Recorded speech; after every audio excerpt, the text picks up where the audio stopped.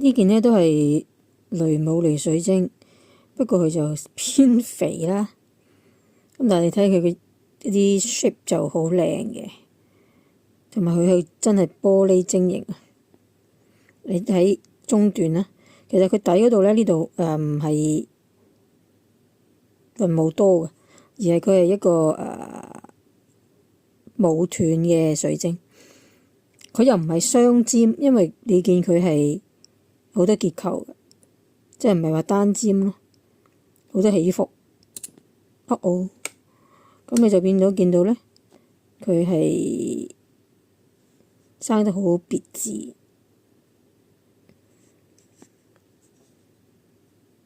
見到好靚好亮啦，咁就兩頭完整。